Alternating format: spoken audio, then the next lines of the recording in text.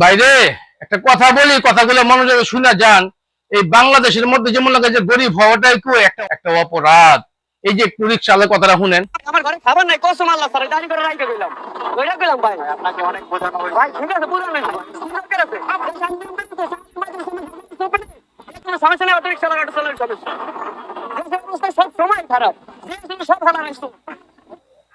কথাগুলো শুনছেন না? ভিডিওটা শেয়ার করবেন, কথাগুলো মনোযোগে শুনবেন।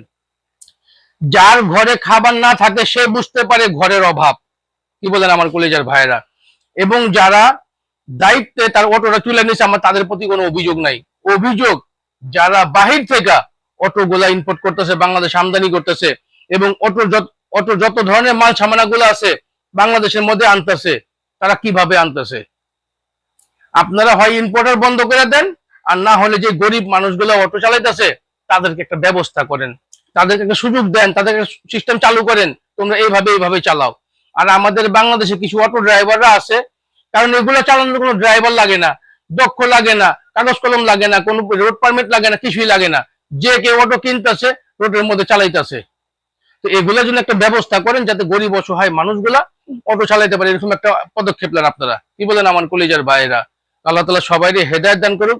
তো সবাইকে একটা কথাই বলি,